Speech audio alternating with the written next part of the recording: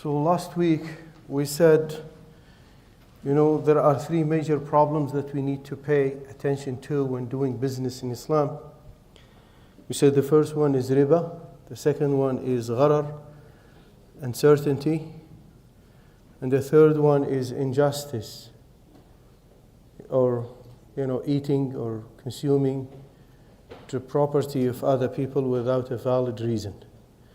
So basically these are the three major problems that we need to pay attention to when doing business with the Muslims. Whether we're doing business with Muslims or non-Muslims, it doesn't make a difference.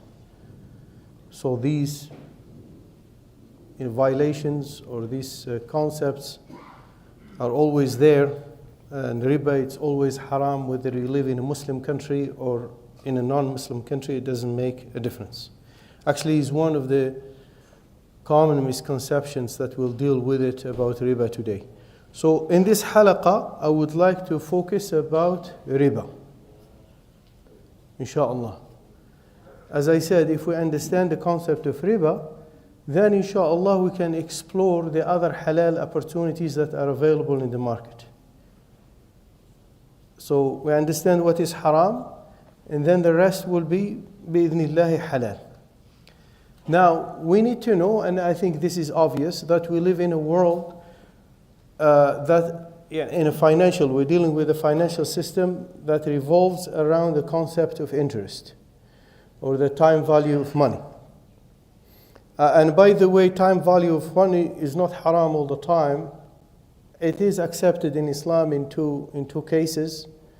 Basically, in any credit sale with a payment plan, there is some time value of money there, and bay'is, which I mentioned before. We can talk about it later on for those who want to do to do business online. They can use the concept of a salam, and time value of money is accepted there. So it's not haram all the time, but riba is haram. Usually is haram, and we try to understand the riba today bi'idhnillahi ta'ala. So now, basically, if we exclude some basic transactions that we do on a daily basis to buy bread or milk or anything simple, if you think about any serious transaction in the West, in Western countries, most of the time, these transactions will include interest in North America. Now, how can you deal with this problem? You need to navigate around riba.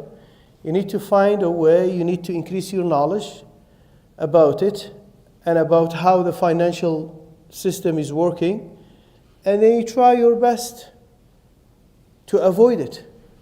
اتقوا الله ما استطعتم. This is your jihad.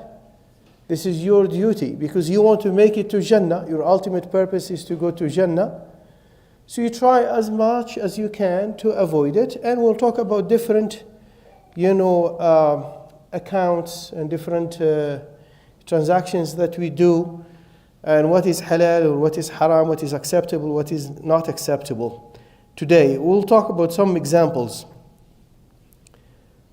We cannot purify our income. We cannot claim that it's possible to have a pure income these days, because the dust of riba is everywhere. And there is a hadith about it. This hadith is from Abi Hurairah radiyallahu anhu, أن رسول الله صلى الله عليه وسلم قال يأتي على الناس زمان يأكلون فيه الربا قيل الناس كلهم قال من لم يأكله منهم ناله من غباره. وهذا الحديث موجود في مسند الإمام أحمد. روايات كثيرة منه ضعيفة, ولكن موجود رواية صحيحة. So in this hadith, Rasulullah صلى الله عليه وسلم said, there will come a time when people will consume riba. That was his statement, alayhi salatu wassalam. In Musnad al-Imam Ahmad, it was said all people, because the Sahaba were kind of shocked, right? Mashallah, they know it's a major sin, and they stay away from it. After they stayed away from it, after they knew that it was a major sin, they knew what Allah subhanahu wa ta'ala said about it in the Quran, so they were kind of confused. They said, Ya Rasulullah, all of the people will consume riba? So he said, whoever does not consume it will be affected by its dust. Some dust there will be there. You're placing your money in the bank or doing this and this, working in a company, receiving a salary. Even if you are doing halal, a job there, I mean, this company most likely is dealing with interest. They have a credit line and so on and so forth. So the dust of riba is there. And this is what we see, subhanallah. This is a prophecy from Rasulullah sallallahu alaihi wasallam, and we see it with our eyes. Even if you live in a Muslim country, most of the banks are conventional banks, ribawi banks, they deal with riba. Now in a different hadith that confirms this meaning, he said, Rasulullah sallallahu alaihi wasallam, he's talking about our times. بين يدي الساعة, he said, بين يدي الساعة يظهر الربا والزنا والخمر.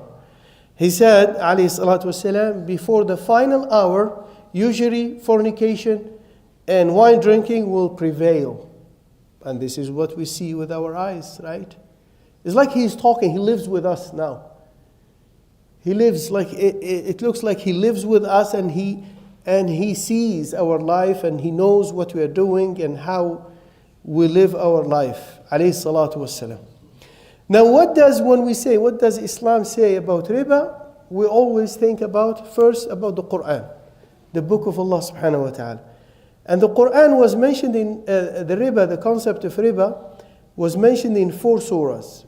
Asking about buying a house with riba or taking a loan from a bank.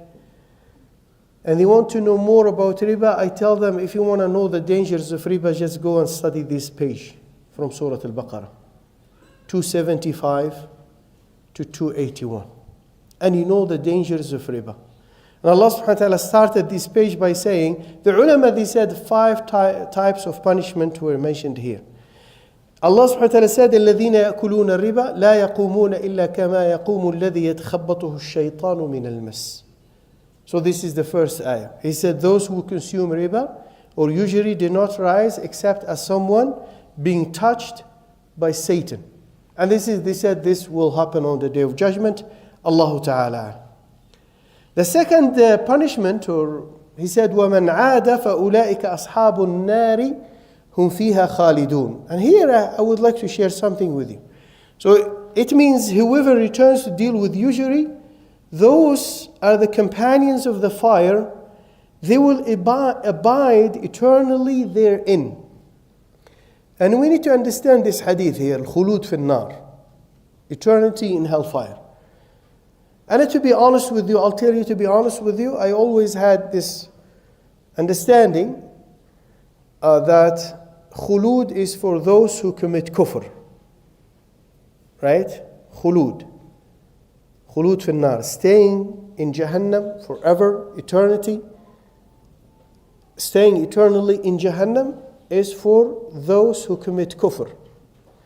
And then when I came to this ayah and similar ayat, talking not about kufr, talking about ma'siyah, I had the impression that this ayah is talking about those who commit kufr istihlal. What is kufr istihlal? They come to a basic knowledge, a basic concept of Islam, something ma'loom min ad-din bil-darura, and they make it halal. Yani Allah made it haram, they said no, it's halal. We don't believe it's haram. For example, هذا يسمى كفر استحلال. مثلا you come to a khamr, I say this is halal. No, I don't believe it's haram. But this is basic knowledge. This is something that is agreed upon between all Muslim scholars. There is no Muslim scholar on earth who said yani khamr is halal. So you come, you say, okay, it's haram, this is kufr istihlal. So Allah subhanahu wa ta'ala made it haram in the Quran, you come to it and you say, and you made it halal. This is istihlal. So I thought this ayah is for these people who don't believe riba, it's haram. They say, no, I don't believe riba, it's haram. I don't see, there is nothing wrong with it. By the way, there are some Muslims who speak in this language. They use this language. I don't see anything wrong with riba. I don't understand. So what are you trying to say? Allahu alam. Yeah, but they have to be careful about this language. I'm not saying these people are kuffar, but there are people who try to say that we are confused. We don't understand the hikmah and the wisdom behind riba. Anyway, that's a different topic. These people have to be careful about their language. But there is one thing that I discovered. They said al-khulud, eternity in Jahannam, could be for the Muslims who commit a major sin and they die without tawbah. What does it mean here, eternity? They said it is a restricted eternity, طول المكث, which is very dangerous. So they will spend in Jahannam a long period of time. A long period of time. Their stay in Jahannam will end. Their punishment in Jahannam will end. So which means they don't, because they are people of Tawheed, or people, they believed in Allah subhanahu wa ta'ala, they might go to Jahannam if Allah subhanahu wa ta'ala doesn't forgive their sins, because forgiveness is a possibility for everyone, for every Muslim. Any Muslim who dies with sins, if he dies with the aqidah of Tawheed, he believes in the oneness of Allah subhanahu wa ta'ala, there is a possibility that Allah subhanahu wa ta'ala, there is a big possibility actually. There are many people who will be forgiven. They will not go to hellfire. Because of many, many other reasons. This is not our topic. But there are some Muslims who will go to Jahannam, and the word khulud, they are included in eternity, but they said this is not absolute eternity, the ulama. They said, yes, it's possible for some Muslims, but it's not absolute eternity, which means they don't stay there forever. But they might stay for a long period of time. For a long period of time. So there are two different types of khulud, which is very dangerous. And to me, this is very dangerous. So the word khulud is used when talking about riba. It's just something to keep in mind, inshallah. In the other ayah, Allah subhanahu wa ta'ala said, يَمْحَقُ اللَّهُ الرِّبَى وَيُرْبِي الصَّدَقَاتِ, that Allah has made usury fruitless and charity fruitful. And then Allah subhanahu wa ta'ala said, وَاللَّهُ لَا يُحِبُّ كُلَّ كَفَّارٍ أَثِيمٍ, Allah does not like any ungrateful evildoer. And number 5, فَإِن لَمْ تَفْعَلُوا فَأَذَنُوا بِحَرْبٍ مِّنَ اللَّهِ وَرَسُولِهِ. This is very interesting, by the way. So he said, Allah subhanahu wa ta'ala, if you do not give up, then take a notice of war from Allah and His Messenger. The ulama, they said, this is the only sin. This is the only sin in the Quran which Allah subhanahu wa ta'ala mentioned a notice of war about it from Allah, from Him subhanahu wa ta'ala, and from His Messenger. There is no other sin in the Quran that is connected to a notice of war from Allah and His Messenger. So, anyone who wants to know the dangers of riba, he should go to Surah Al-Baqarah, 275 again to 281.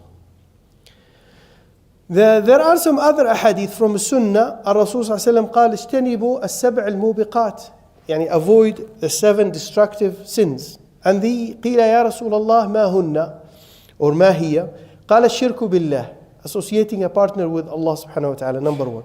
السحر, professing black magic. قتل النفس التي حرم الله إلا بالحق, killing someone, whom Allah subhanahu wa ta'ala has declared inviolate without any valid reason. Consuming the property of the orphan, أكل مال اليتيم, it's a major sin. أكل الربا, consuming usury, and turning back when the army advances. التولي يوم الزحف, a Muslim army advancing, facing their enemy, and someone will try to escape, the battlefield without a valid reason. So this is one of the major sins. And قذف المحصنات الغافلات المؤمنات, which means slandering of unaware, chaste, believing woman. Yani a woman is a good Muslimah, and she is unaware, she doesn't know, and someone else is spreading rumors about her honor or her dignity or whatever. So it is one of the major sins. Agreed upon, muttafaq alayh. There is another interesting hadith in Sahih Muslim. عن جابر قال رسول الله صلى الله عليه وسلم, جابر نفسه قال لعن رسول الله آكل الربا وموكله وكاتبه وشاهديه وقال هم سواء. This is very interesting, by the way. So the Messenger of Allah in this hadith has cursed the one who consumes riba, the one who pays riba, records it. Pay attention to this. Recording riba. He doesn't have any material benefit or any material gain He could be writing the aqd because they don't know how to write a contract. So he could be receiving some money, a payment for that. So, but the other ones, وَشَاهِدَيْهِ, they're signing the contract. Usually people who witness a contract don't receive any recompensation for that. You're just signing. Two people making a contract, someone is writing the contract. He is directly involved in the making of a major sin. Directly involved. This is how we know what is halal and what is haram when it comes to jobs, right? If you work in a company, are you directly involved in the making of sin? Or you work in a different department and you're doing halal, your job is halal, so you don't have to worry about what other people are doing in the other departments. This is how you find out if your job is halal or not. Are you directly involved or not? You just work in that company. You know that company is doing some other haram activities, but your job is halal. Then alhamdulillah, your job is halal. So, and Rasulullah ﷺ said, وَشَاهِدَيْهِ, the two witnesses. And at the end he said, they are all saying, they were all alike.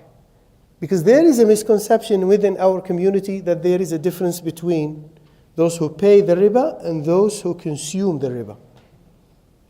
And they said it could be haram to charge riba, but it could be halal to pay interest. If you are paying interest, it's halal. Which is not right. There is a difference, we'll talk about it, there is a difference, but when it comes to Sharia compliance, halal or haram, they are the same based on this hadith of Rasulullah ﷺ. وَقَالَ هُمْ سَوَاء. طيب, again, I would like to confirm a concept here. When we talk about this subject, there are some Muslims who become upset. They become upset for two reasons. There are two groups of people. There are people who said, okay, you talking to us about riba, you giving a khutbah about it, about the dangers of riba, but you are not giving us the alternative. You're not giving us the hal, right? And some of the brothers and sisters become upset because they themselves are involved in riba. That they took loans from the bank, or they bought their houses through conventional mortgages, or whatever. They don't like to be reminded about riba.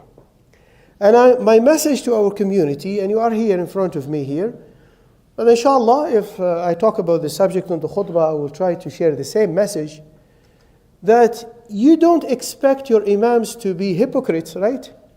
To hide some part of the Sharia. You don't expect. Do you want your imams to keep quiet about muharramat, about what Allah subhanahu wa ta'ala has prescribed for the ummah? Do you want this? You don't want this, right? If they don't speak the truth, you say they are munafiq, right? They're not. They don't have the courage to speak the truth. This is what you do most of the time. Yeah, they care about their salaries, or they care about whatever. Oh, we know this ughniya, this song, we know it. When they speak the truth, this imam is very strict. He doesn't understand what we are going through. So now, the job of the imam is to share the truth. Then when it comes to you, it's up to you how you manage your problems and your affairs. It's better to believe that this is haram, but Ya Allah, you say, okay, I know it's haram, but I have some weakness, or I feel like I don't have another choice, or I don't have another income.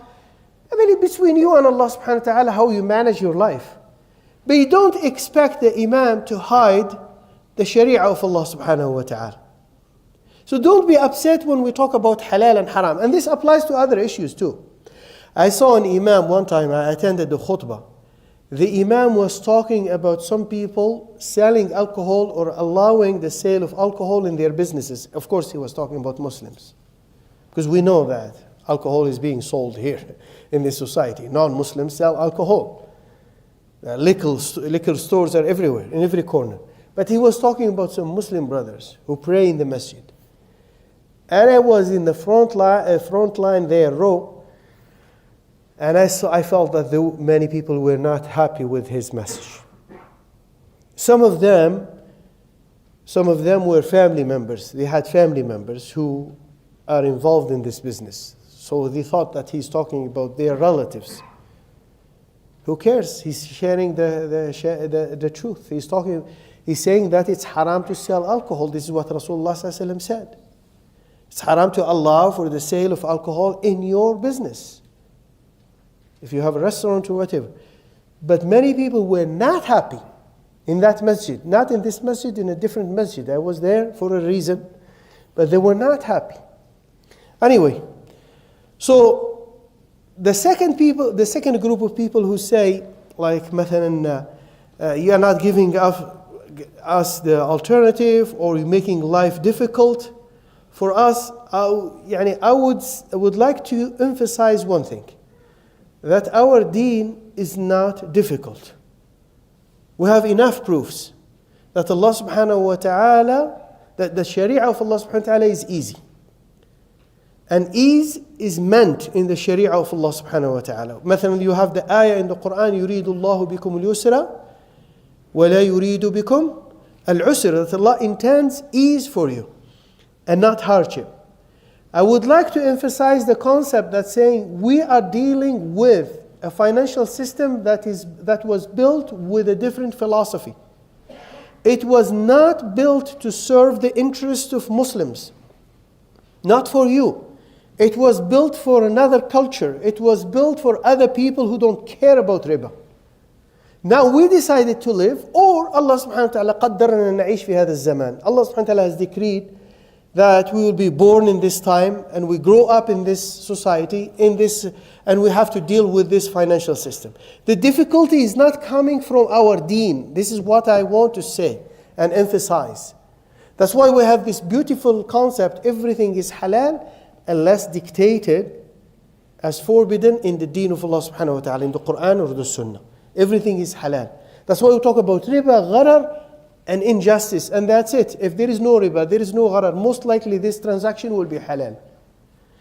It's like when talking about drinks. What Allah subhanahu wa ta'ala made haram when it comes to drinks? Alcohol, right? But juice is halal, milk is halal, water is halal. And there are different types of juice, different types of drinks that are halal.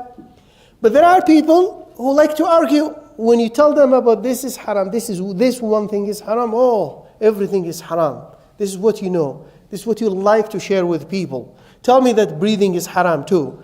I heard this. I heard these statements, especially our young who like to, enjoy themselves.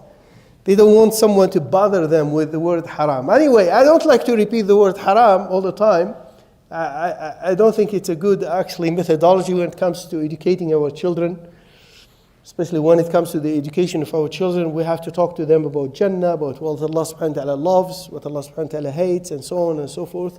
We need to change our approach. The word haram, if we keep repeating the word haram, they will be sick of it. They don't want to hear it. Right? Anyway, the other thing here, Ikhwan, the other point is if we want to build a system within our community, the knowledge of the imams or the shuyukh is not enough. We need the involvement of lawyers, the involvement of real estate agents, the involvement of wealthy people. So we need the money of those who have money, right? We need the involvement of many people, experts, financial advisors. Many people need to be involved and cooperate. And I try to cooperate on some issues with some lawyers.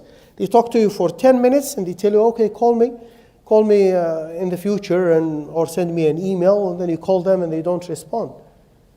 I mean, we are a community, we want to solve some issues and help our community. You want me to pay from my pocket, come to you and do a consultation? I mean, you guys are coming to the masjid, you're attending our khutbahs, you know that the challenges that we are facing. At least give some time for the community if you are really concerned about the community and the well-being of the community. Anyway, this is our but there are some brothers who have some expertise in some, time to time, get, okay, I'm willing, Imam, I'm willing to help, sit down with you. I have to give credit to these people. Inshallah, we'll keep contacting them. As a matter of fact, I'm interviewing people who are involved in the market, trying to get their opinion about some products that are available and asking them to give me their feedback. So this is something good.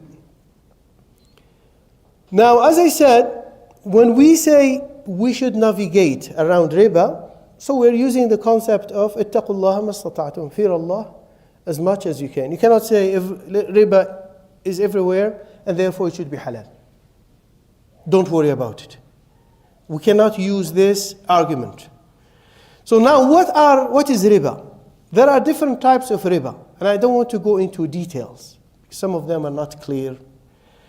So basically, when people talk about ulama, when they talk about riba, they divide riba into two branches, two types. Riba ad-duyun, riba of loans and debts. And it's called also riba al-jahiliya. And this is the one that is mentioned in the Quran. Riba al-jahiliya. Whenever the Quran talks about riba, it talks about riba of duyun and loans and debts. The second type of riba, riba of sales, riba al-buyu'. And this riba al-buyu' is divided into two types again, two branches. Riba al-nasi'a, the interest of delay, and riba al-fadl, surplus, riba of surplus and excess. Now, you might read the ahadith of Rasulullah ﷺ talking about 6 types, 6 items.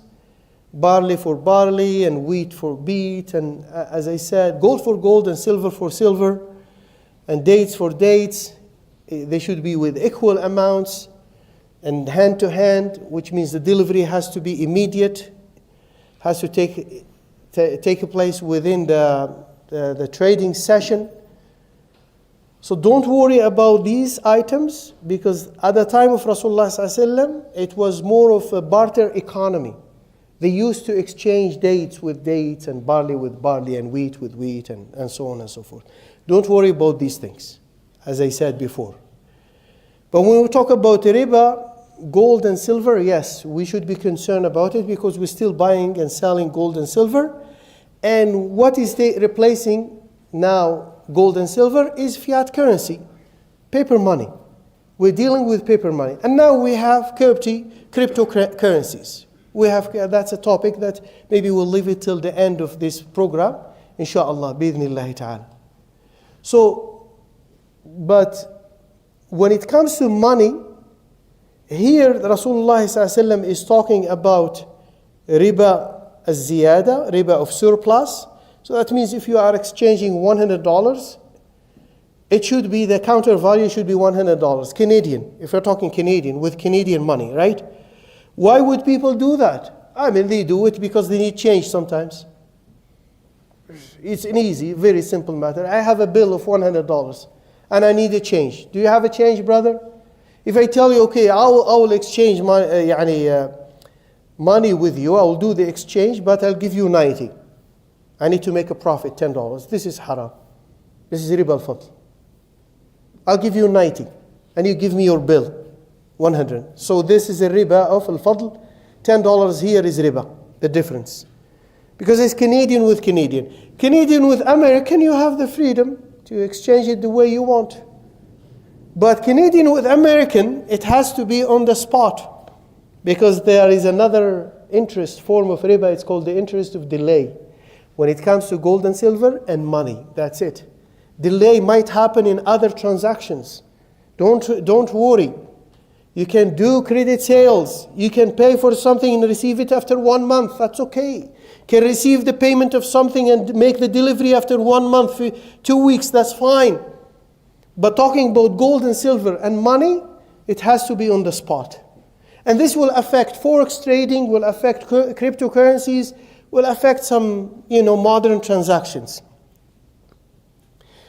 So now going back to the riba of loans and debts, the definition is very simple. They said it is the premium paid by the borrower to the lender, not from the lender to the borrower.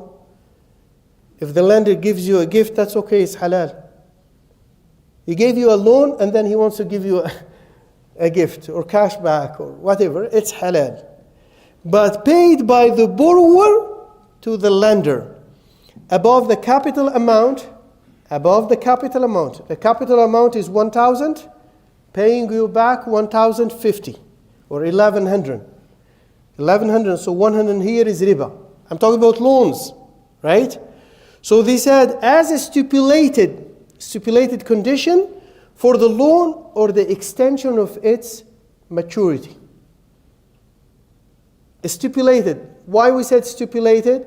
If it is not stipulated, you give me $1,000 as a loan or 2,000 to 3,000, and at the end, I want to show my appreciation. When I pay you back, I want to give you a gift. That gift is halal because it was not stipulated. You took a loan from your brother or your mother or your friend or your neighbor, and you want to give them something at the end as a gift. This is not riba. It's a gift because it was not stipulated. The lender didn't say, hey, I'm going to give you a loan, but you pay me back something extra, or you give me this as a gift, or you give me this as a gift. Or even if he stipulates another transaction, this is haram. Al-jam'u bayna al-bay'i was-salaf. So Sharia is very concerned about loans. Loans are charitable. Loans need to be charitable. How can you make money by giving people loans? You get the hasanat and the ajr and the thawab. When you give 1,000 as a loan, it's like giving $500, 50% of this amount as a sadaqah. When you give like 10,000 as a loan, 50% of this amount is written for you in your account as a sadaqah. You receive your money back 10,000, but it will be written as if you donated 5,000. Half of this money as a sadaqah. It will be written in your account. That is your profit from a loan. Now you want to make money, you invest with your brother. You invest with him. Tell him, let's do mudaraba. Let's agree on the profit, PLS, profit and loss sharing. We do a profit and loss sharing agreement, and then you make money, inshallah, by investing with him. So now let's talk a little bit, and this is the riba that we should be concerned about. The riba of debts and loans. As I said, it is a premium paid by the borrower to the lender above the capital amount as a stipulated condition for the loan or the extension of its maturity. Now, the other type of riba is the riba of delay. The riba of delay, interest of delay, and this might happen when we exchange currency or exchange gold and silver, or silver with silver or gold with gold. We have to be careful about this. Is another type of riba that many people are not aware of. Now let's talk a little bit about interest from loans and bank accounts and credit cards, the things that we use on a regular basis. So the ulama said, I'm talking about contemporary Muslim scholars, they said all types of interest charged or offered by conventional banks is a form of riba. Either it's given or charged by conventional banks is a form of riba. And this is the worst type of riba that is mentioned in the Quran, the riba of debts, riba ad-duyun. And banks, ya ikhwan, they are the center of the interest-based economy. The banking system is carrying this financial system. These are the most important institutions within this financial system. Now we have to deal with banks, conventional banks. Why? Because we don't have an Islamic bank. We don't have a choice. And this is the fatwa of all Muslim scholars. If you live in a land where there is no Islamic bank and you have no choice, like we're talking about insurance, we have to buy car insurance. Otherwise, we cannot drive cars. In this country or even in Muslim countries, You don't have a choice, then that car insurance becomes halal for you. Now, it is halal for us to open accounts in these conventional banks. What is the best account for you is checking account to start with. Usually they don't give interest. They don't give you interest. They don't pay you interest for opening a checking account. But you need to keep in mind that banks, the main business of banks is something called financial intermediation. So they take money from depositors and they give it to investors. They give it to government, corporations, individuals. And they have a system called fractional reserve banking, which means they have by law, if you deposit 1,000, they have to keep around 100 in there as a reserve, and they are allowed to lend $900 from your money. And I had the impression before that they do it automatically without receiving any consent from people, from customers. What I discovered recently, this is something that we do all the time, we don't pay attention to it. You go and open an account, a bank account, and they give you a bunch of what? Documents. You don't read them. I bet you anything.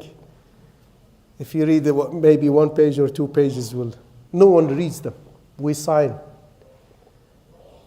Recently, I discovered that in these documents, they receive our consent and our approval to dispose of our money and lend it.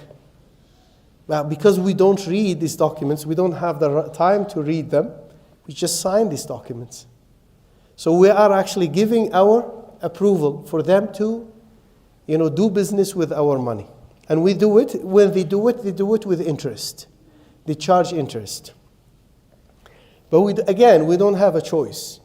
We don't have a choice. And you can study about this concept of fractional reserve banking. But the ulama said a bank deposit, this is something our ulama in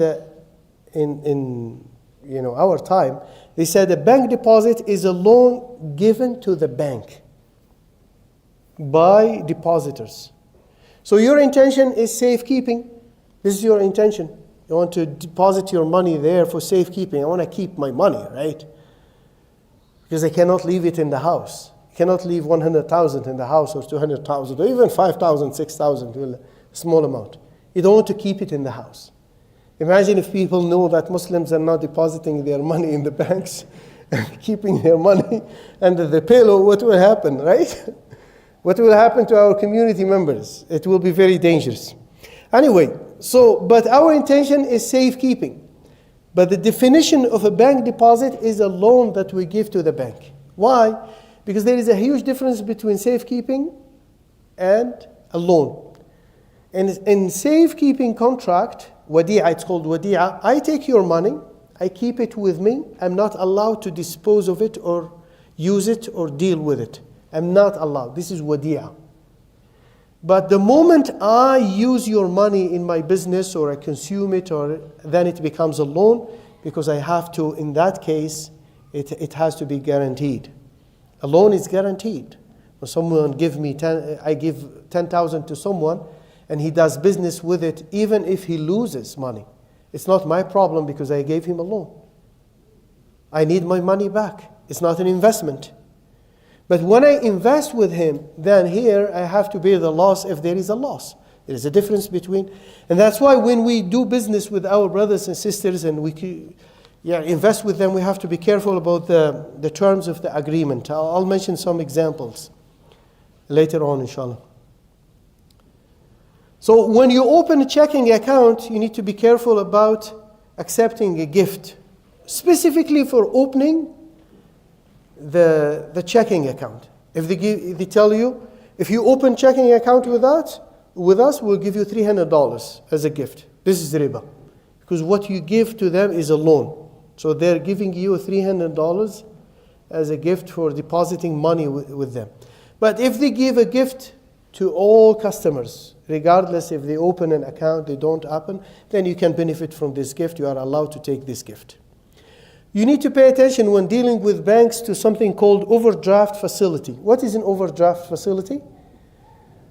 So if you give a check, write a check to someone, for example, and you don't have enough money in the bank account to cover the value of this check. If you have this overdraft facility, the bank will lend you money, will give you a loan. They will cover what is missing. Let's say the check was written for $1,000, right? And you had only $800 in the bank. You are short of what? Of $200, right? So if you have this overdraft facility, the bank will pay on your behalf the $200. They will not reject your check. It will not be rejected. This is an overdraft facility, and it is a form of riba because they will give you a loan and they will not give it for free. They will charge you interest. Right? So avoid it. Avoid it. Instead of مثلا using an overdraft facility, you might use a credit card. We'll talk about credit cards and try your best not to pay interest. We'll talk about it. But overdraft facility, whenever it's used, it will charge you interest right away.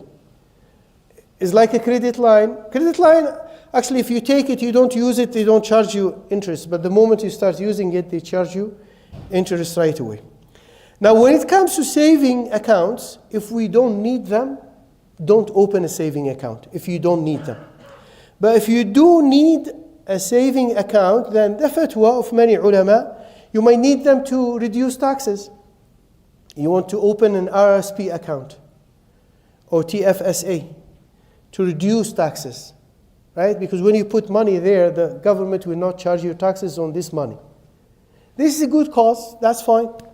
You can open a saving account. There are some banks who open saving accounts without interest. I opened a saving account with TD without interest. I don't know about the other banks, but this is what happened. I told the guy, I don't deal with interest, I want to avoid it. And it was a saving, I needed a saving. I said, okay, I'll give you a saving account without interest. So, but if you have to deal with a saving account that has interest in it, as I said, if there is a need for it, it should be fine. But what do you do with this interest? If it accumulates some interest, then you are not allowed to consume it. You give it as a donation. You don't get the reward of a sadaqah. When you get rid of haram money, interest for example, you don't get the reward of sadaqah. You will be rewarded for your desire to purify your income. You see the difference? Here you're trying to purify your income. So this is interest money, you give it as a donation. It's not a sadaqah. But you're trying to purify your income. You will be rewarded actually for trying your best to purify your income and not to consume it. Or you open an RESP account for children, Registered Education Saving Plan. I mean, there is investment account and saving account. If you go for a saving, you try your best to pay the interest on behalf of your children. You are not supposed to touch the money in the account, but you pay it from your pocket on their behalf.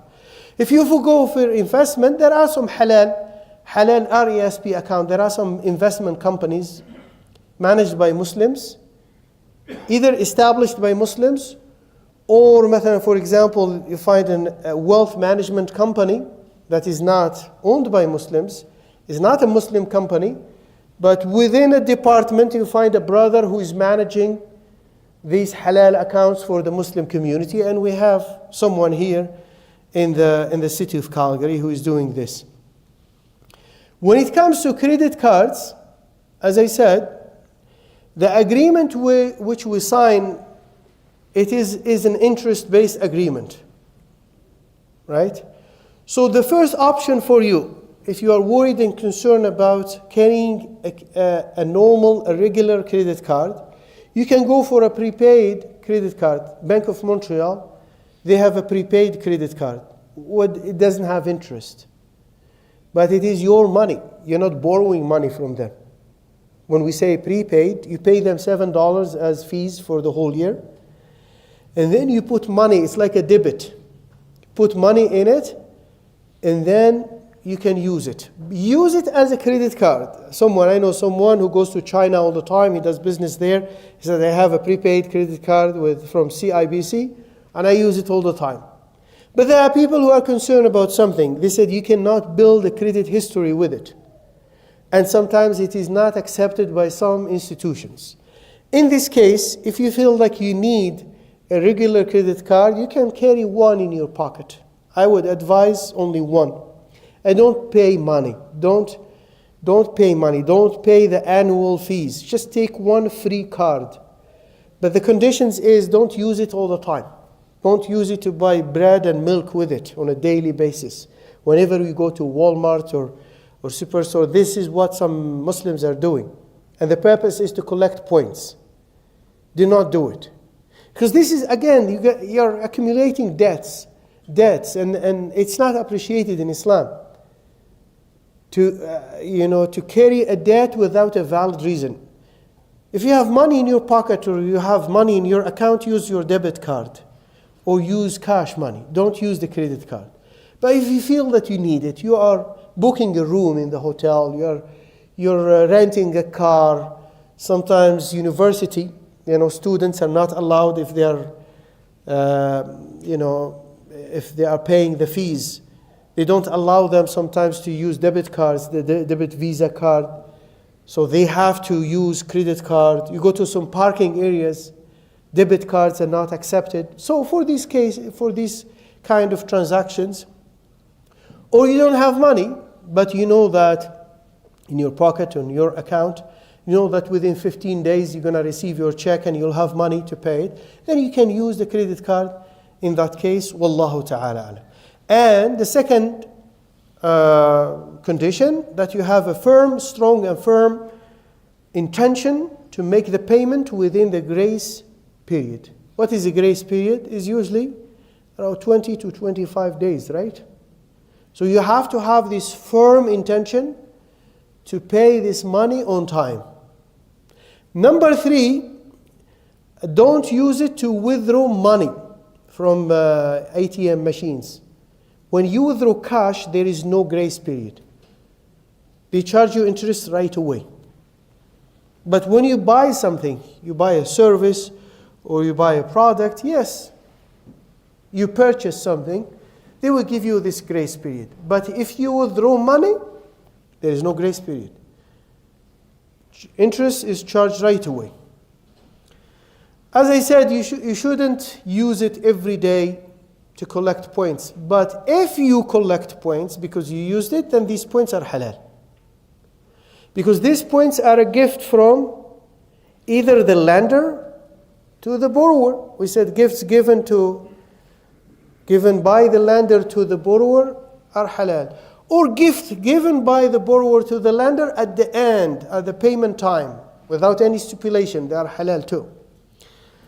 So, but this time here, if we talk about cashback, money or points, it's a gift given by the lender to the borrower, so it should be fine. In some cards, Visa card, they give you free insurance coverage when you rent a car. It's okay to benefit from it if you are not paying any money, that should be fine. If you're not paying fees for this card, it's a free card. Now, you are not allowed to borrow money using this credit card with the intention of declaring bankruptcy. This is not right. With the intention of, I'll borrow money, a big amount of money. Who cares? These people are doing haram. It's a bank. I don't care. And then you borrow a big amount of money and then you go and declare bankruptcy. This is not right.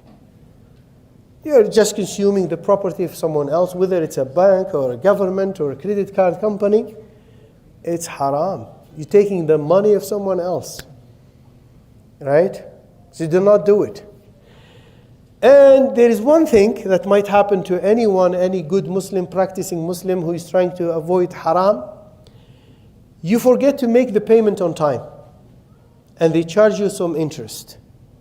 Here in this case, and this is that happened to me, and happened to many brothers, you call them. Say, okay, you know that I have the habit of paying on time, and I don't deal with interest. Most of the time they will be happy to remove these charges. If they know that you have the habit of paying on time, and they want you to be late, by the way, this credit card company, they want you to be late.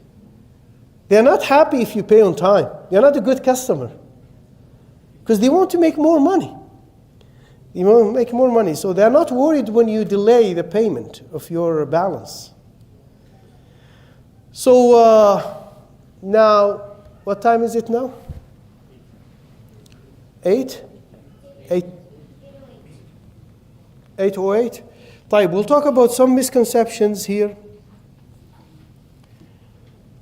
Common misconceptions about riba, and then I'll give you time to, if you have questions, we can deal with your questions, inshallah.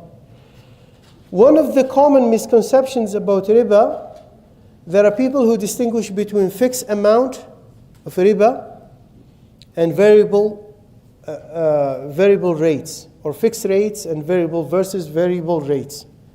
Some Muslims believe, I don't know why, that a fixed rate of riba could be halal.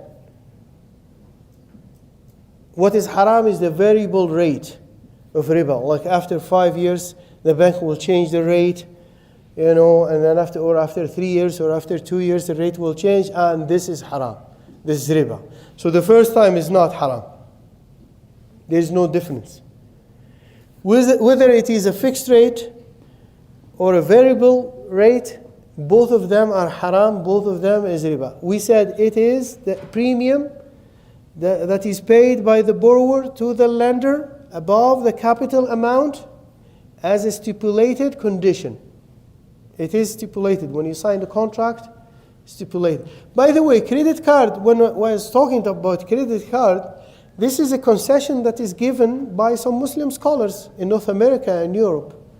Because they said, عَمَّتْ بِهَا الْبَلْوَى. ما معنى عَمَّتْ بِهَا الْبَلْوَى? It is something that is found everywhere, that is used all the time, that is needed. You need it to use it in different occasions with different businesses.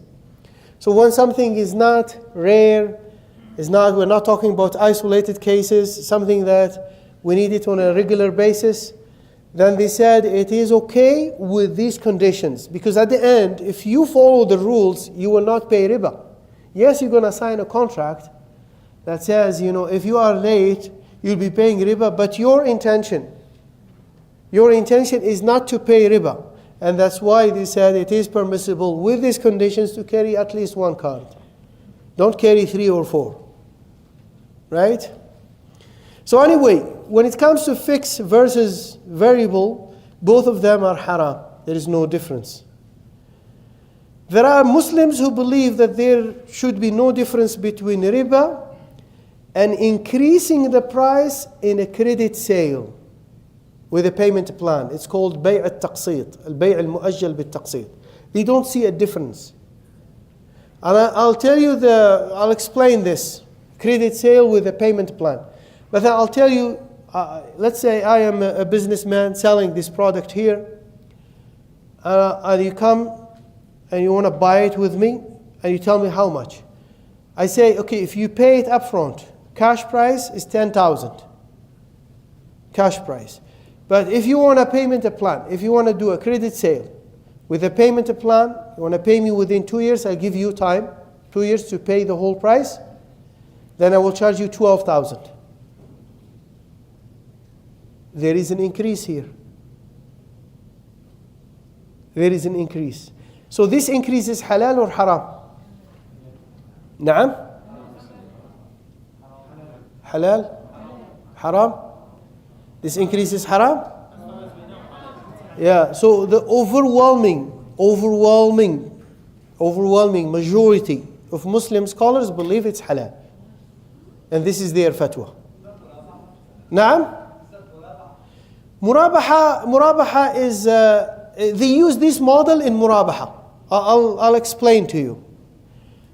It's not all the time murabaha. It could be just a credit sale with a payment plan. Murabaha is when you come to a person, you're not able to buy it because you don't have money, enough money.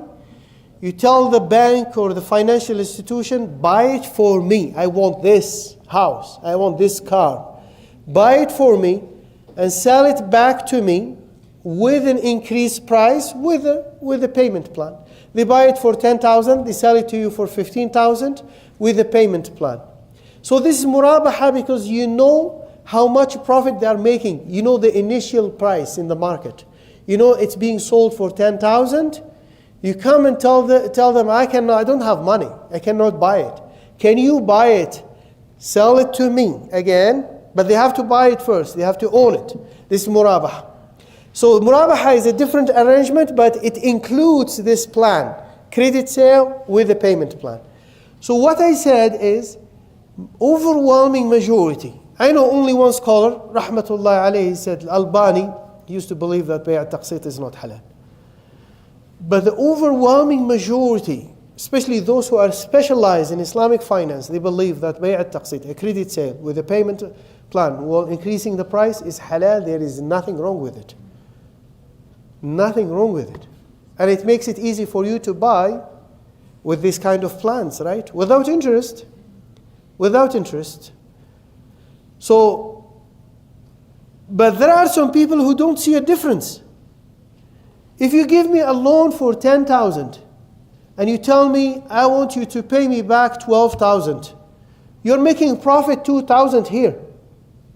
Money out of money, right? Giving me 10,000 and you want me to pay you back 12,000, your profit in this interest-based loan, 2,000, your profit in this trade or in this sale is also 2,000.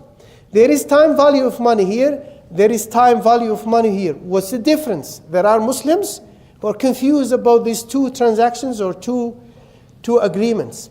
What's the difference? What is your answer? It's a bay'ah, right? So it's a trade. It's a trade. Okay, this is a trade. This is a loan. What did Allah say in Surah Al-Baqarah?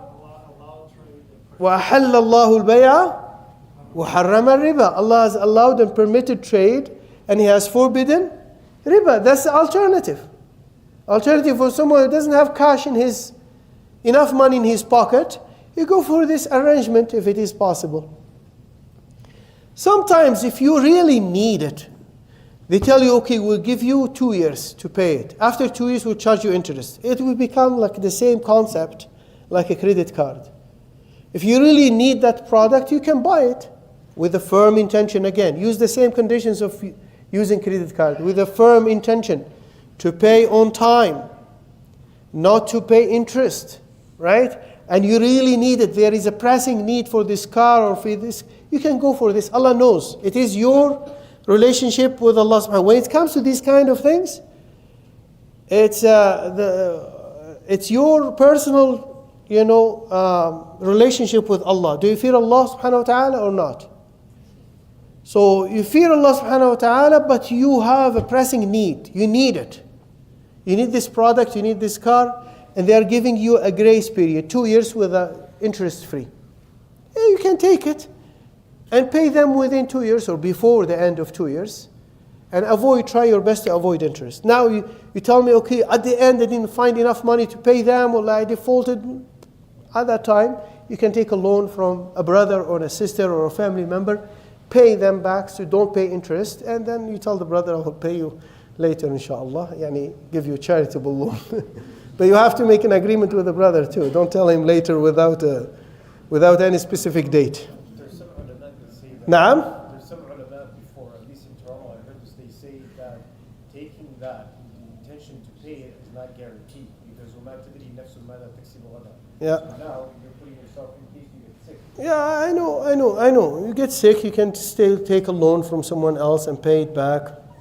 Try to find a solution, if you are worried about it, مثلا you die and your children will not pay it back, put it in your, include it in your, include it in an extra sheet, put it with your will.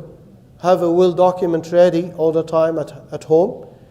And whenever you have a loan or a debt obligation, have some extra, sheet for this kind of, obligations and put it with a loan. It will become with a will. It will become their obligation in case at the time of death. It will become their obligation to the obligation of your family members to pay it on your behalf. Or what if you are forced to pay it? Like if you're forced to pay that interest and they don't waive it? Well, I mean, they gave you. I'm talking about a grace period. If So. something happens to you, you cannot pay. And then now you As I said, you try to find another solution. You have to have a plan B. Always have plan B. Wallahu ta'ala alam. But don't do it on purpose and then you try to find a solution. I know people who got a credit card with the niyyah just to buy a few things here and there. And they ended up having like 30,000 in their balance. And then they come to the imam and say, okay, how can I solve this problem? My family had problems and everything. We need money, we need help, so I had to borrow money. And you open the door for haram. So you have to be careful. This is a fatwa. I don't want to hide it because I could be worried about you misusing the card. It's your responsibility. And I'll tell you, scholars, some scholars, they made this concession. They said it could be permissible for Muslims who need to use it, credit card for example, to use it if they are confident and they are almost sure that inshallah they will be able to pay it on time, and they have to have this firm intention. Then it becomes your responsibility to use this fatwa in the right way. Don't abuse it. Don't abuse the fatwa of the ulama. That is my point. Yes, brother.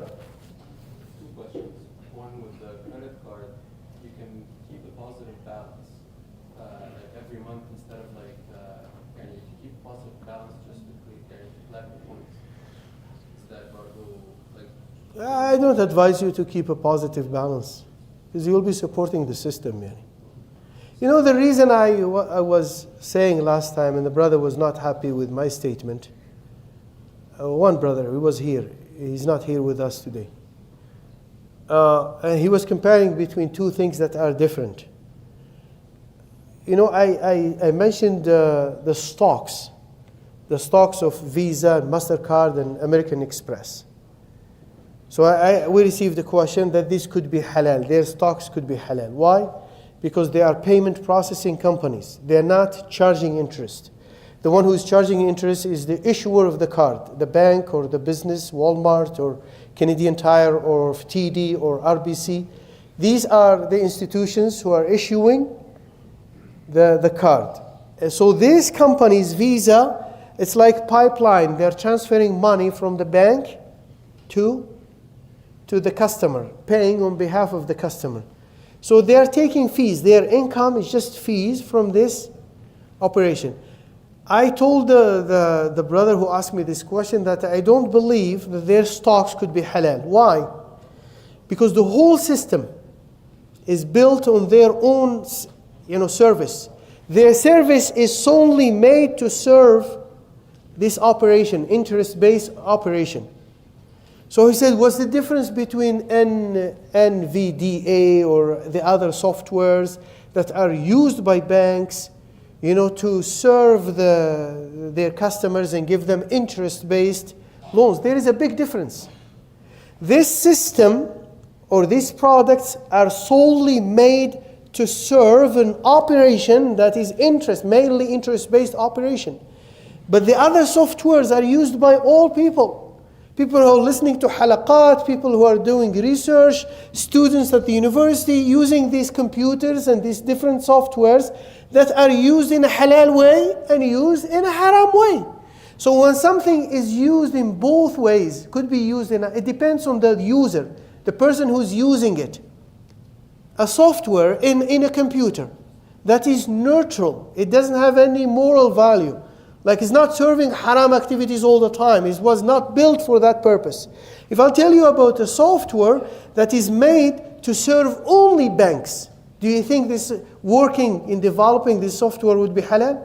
This software is only made to serve banks only. Right? Then of course we say this job is haram. But if a software is used by banks and used by other companies, used by universities, by other people, then it should be halal. And this judge will be halal. So we have to distinguish between what is exclusively used for haram operations and what could be used in different ways. So in this case, yeah, it is just a product and it is halal to make it or work in company that makes it or any. So you see the difference, ya Jama'ah? Okay, what is your second question before I go to the third misconception? With the loan, if you take a car loan, but the car, say like the guys that sell the car, they pay the interest on your behalf. Like they'll give you the car at the same price, but they take the interest and pay it to the bank because they want to get their quota.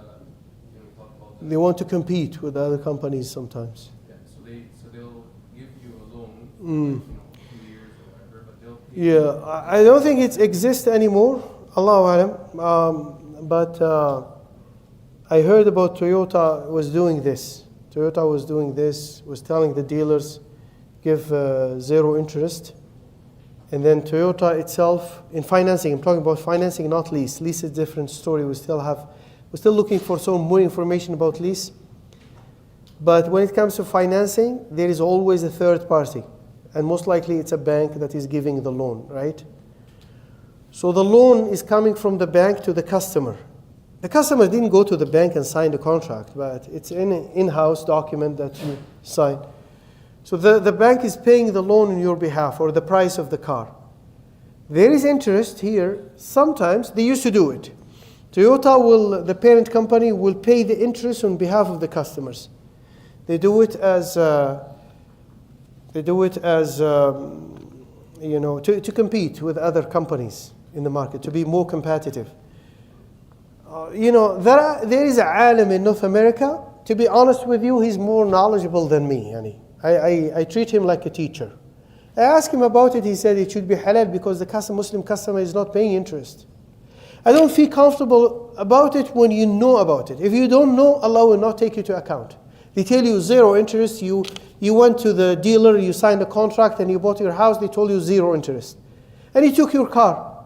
You don't know, alhamdulillah. Allah will not take you to account for not knowing that there could be some interest paid by the parent company to the bank.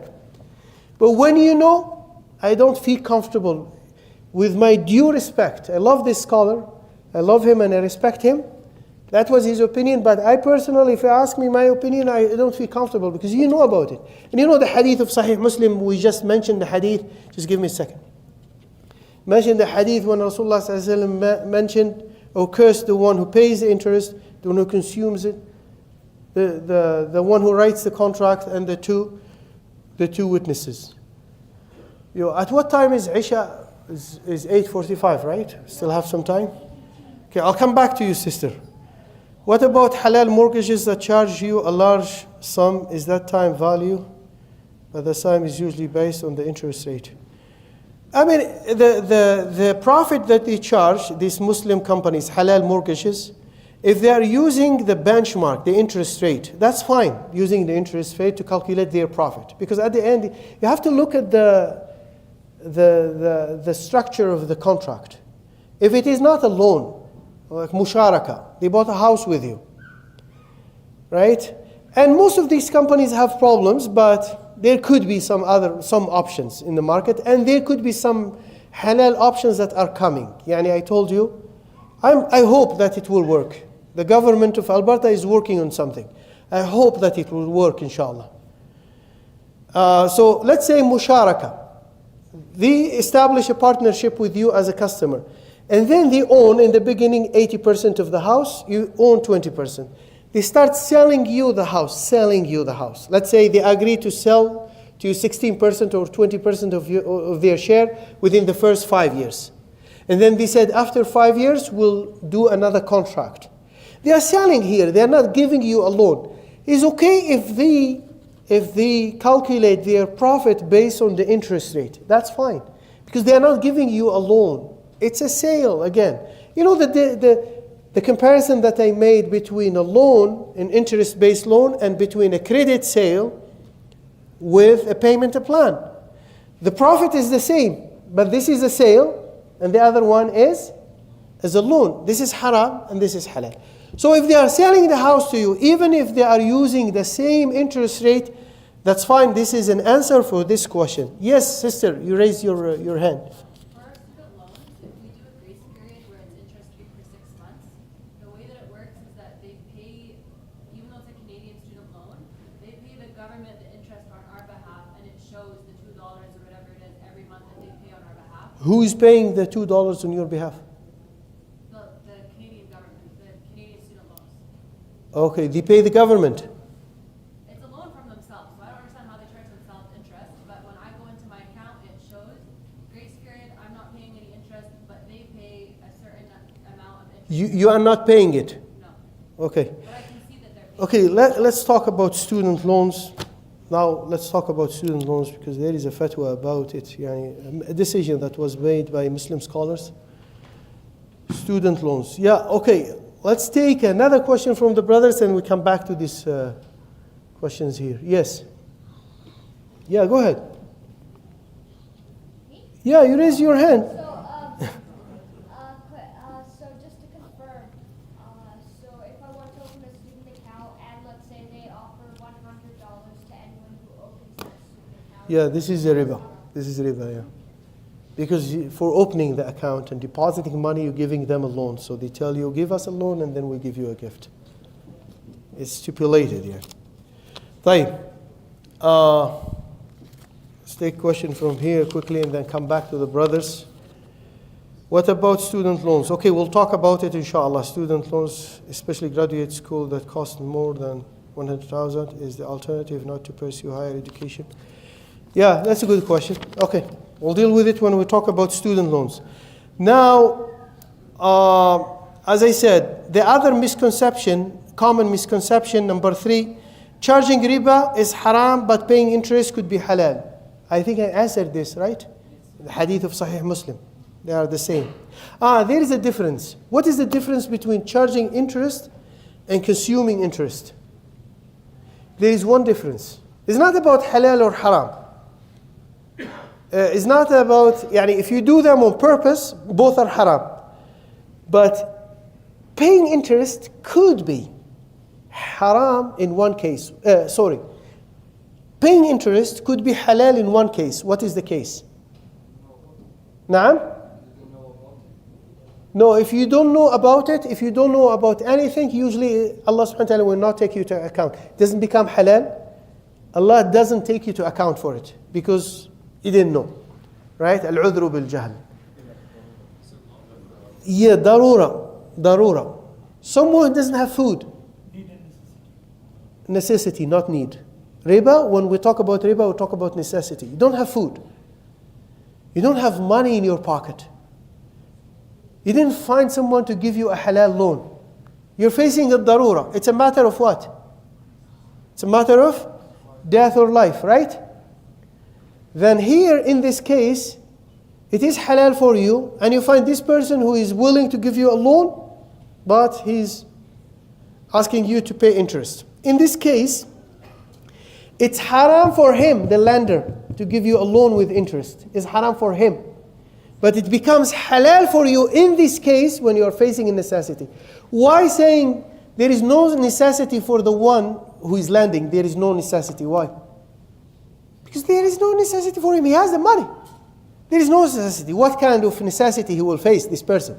He has money. He is giving loans to people. He's wealthy. Right? But it could be a necessity in your case when you don't have another option. And you need to buy food to survive. It's like eating khinzir. Khinzir is a kabira, right? A major sin. Consuming khinzir, right? But it becomes halal during that moment where you don't have another choice. Khinzir becomes halal only on that moment. And you eat to survive. Or alcohol. Riba, same thing. Because riba is a major sin. Riba is everywhere.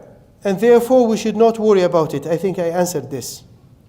One of the shubah, misconceptions that is related to this, for those who are renting houses, they said, we are renting houses and making this rental agreements, we're paying the landlord who bought a house from the bank. The landlord is taking our money and paying the bank with our own money. Therefore, it should be halal for us to buy the house, and instead of giving this money to the landlord, we just give the money to the bank directly. What is the difference? There is a huge difference. Your agreement with the landlord is what? Rental agreement. Is halal or not? Halal, there is no doubt about it. Rental agreement. His agreement or transaction between him and the bank is an interest-based transaction. Is it haram or halal? Haram, but are you responsible for it? That's it. It's his problem, his responsibility. Have nothing to do with it. Is it halal for you to rent from him? Of course it's halal. Rasulullah ﷺ used to do business with Yahud in the city of Medina. They were heavily involved in riba, but he used to do business with them. But his business transactions with him is halal. They were halal. As a matter of fact, if you are establishing a business with a Muslim brother, establishing a business or investing in something, and let's say you're bringing 50,000 to the investment and he brings 50,000. And you know that he is taking a loan from the bank. He's a Muslim brother. You can advise him if you want. But is it halal for you to do this partnership with him? It's halal. Because you didn't bring this loan. You didn't take the loan. You're not responsible for this loan. What are you responsible? Now there is a partnership. There is a company or a business or an investment. What is haram now is to borrow money in the name of this business, because you are one of the owners. You are a decision maker. You'll be taken to account for making this decision on behalf of the business. But for him to bring a capital, even if he take it as a loan, the interest that he will pay back to the bank, it's his problem. Right? Because the capital itself is halal. The capital amount is halal.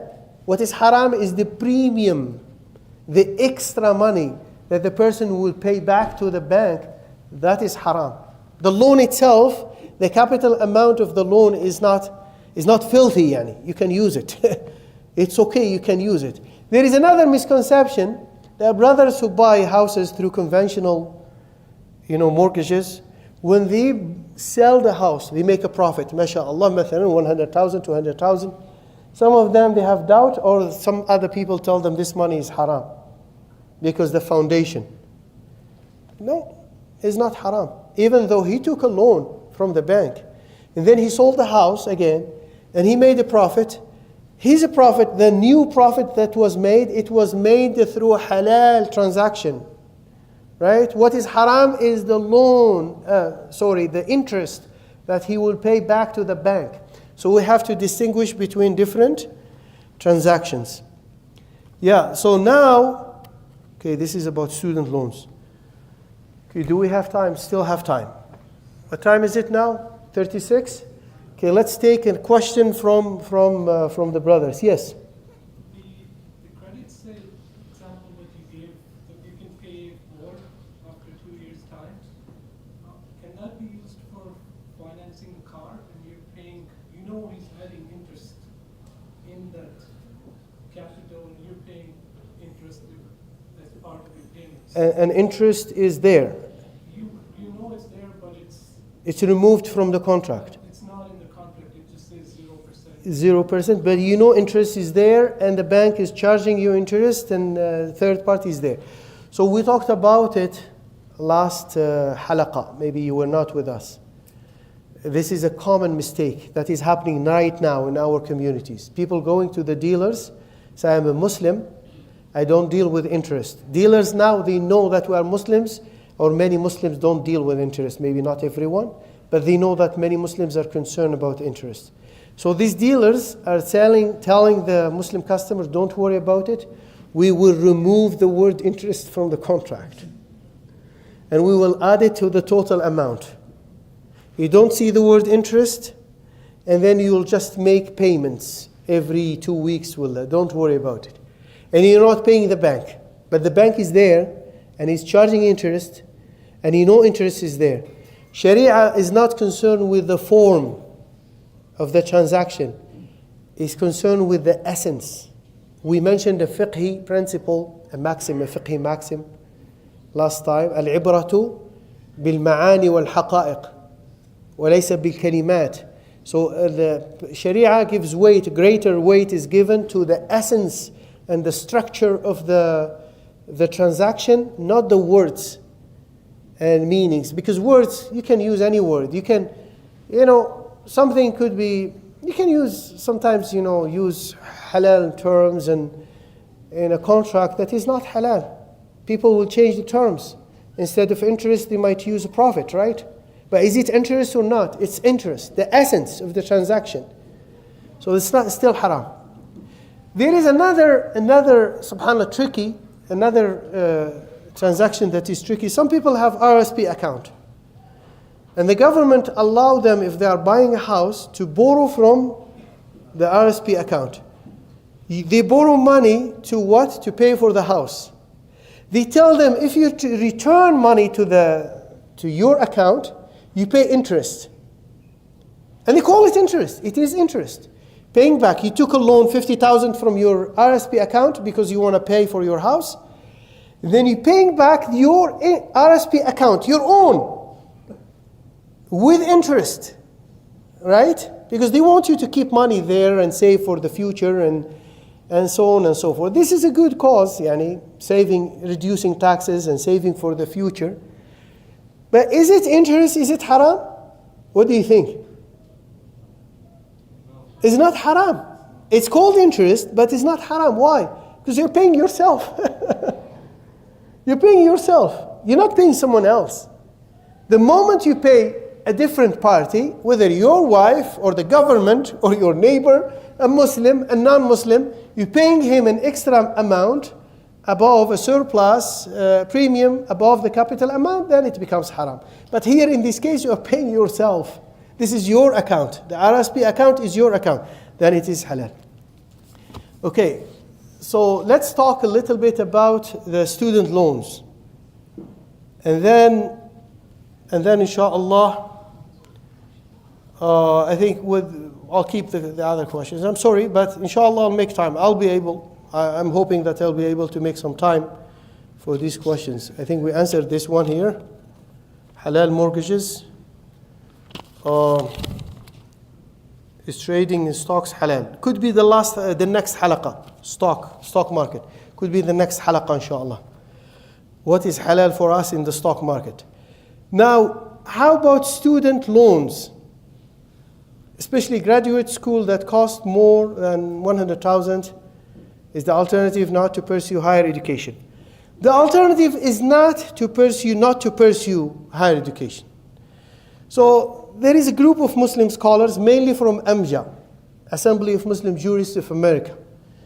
They got together, there was a conference, I'm not sure, 10 years, 12 years ago, in the United States of America. And there was a big conference, and they talked about student loans. The first conclusion, they said we cannot deprive our youth from higher education. This is number one. Number one, we cannot tell them, hey, look for other jobs. Sell pizza, work in Tim Horton, drive a taxi, but you're not allowed to go to university or college to pursue higher education. This is not an option. Right? So after a long discussion, I don't know, 1 day, 2 days, they came up with a statement, their final statement. I'm trying to convey their message now, right? They said, when it comes to housing, comparing between housing and student loans, housing, most of the time we have the halal alternative. What is the halal alternative for housing? Renting. It's available, widely available, even though it is difficult these days. I agree. If you tell me it's difficult, I agree with you. It's difficult. May Allah subhanahu wa ta'ala give us make a way out for us, for the Muslim community, right? But for student loans, a small group of students might have an opportunity to, to receive a scholarship here, there, those who are, mashallah, they have excellent marks, they graduated with high marks, they might get an opportunity. But most of them, they don't have a halal alternative. So they said, number two, you still can pursue higher education. Number two, before you take a loan as a Muslim student, you have to explore all the halal options. What are the halal options? They gave examples. You can go part-time, register as a part-time student, and work, have a part-time job where you can pay for your fees, number one. Number two, you can freeze your education, delay your education for 1 year, 2 years, work. And I know some students who did that. You save money and then you start paying for your education. It's not easy, but it's not impossible. It's possible. The third option, you can look for a halal loan from a family member, a neighbor, a father. I know parents who are wealthy and they have money, but they still ask their children to go and take a loan. That's their problem, but I know this is a case. These are cases in our communities. Parents who are wealthy, they have enough money, they tell you, I want him to be responsible. I want him to rely on himself. I want her to be responsible for her education. I mean, at least give them a loan, halal loan, at least. Don't pay for their education if you don't want to pay for their education, but at least give them a halal loan. Here, 10,000, 15,000, 20,000. Finish your education and they pay me back when you graduate and you have a job. Halal loan, right? So this is one of the options.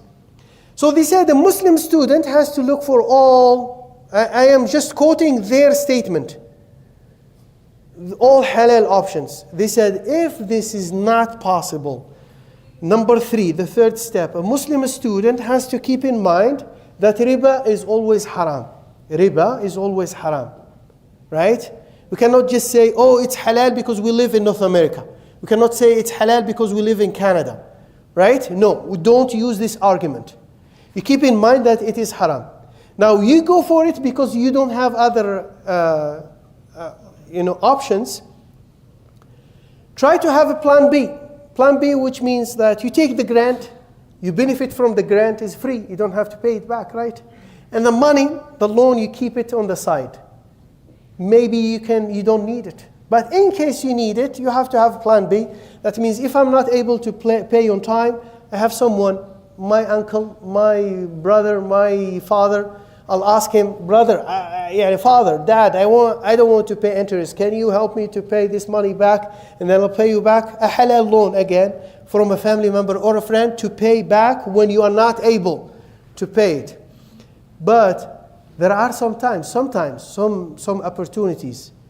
Some counselors told some Muslim students here in Calgary that if you don't want a loan, you just want to benefit from the grant, you write in the application, and this is your responsibility if you are a student and you are seeking a loan, your responsibility to find more information about it. The counselors told this Muslim student, you don't want to benefit from the loan, you just want to take the grant, write in the application $1, that you need $1. And the government or the clerk who manages your loan, he will know right away that you don't want the loan, you are interested in the grant. He will give you the grant. And the grant is halal. And I know someone who did follow the same advice, and he received the grant.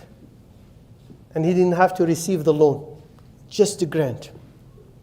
Sometimes the grant is a good amount of money and the loan is not a big deal. As I said, if you have to take it, you can take it and keep it on the side. And then if you have to use it, you can use it. Otherwise, if you don't have to use it, keep it there, pay it back. Before even you graduate. I think they allow you to pay it back before you graduate. So there are opportunities, and you can pursue your higher education, inshallah, as I said, with these steps in mind. So we answered this question. Yes, sister? You received your answer? You still have something in mind?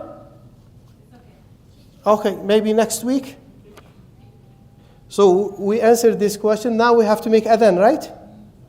Huh? Okay, make the adhan and we continue inshallah. We deal with the rest. Inshallah, hopefully I'll find time for the other questions. Stocks, we'll talk about them next, maybe most likely next week, inshallah. بإذن الله تعالى. جزاكم الله خيرا. بارك الله فيكم.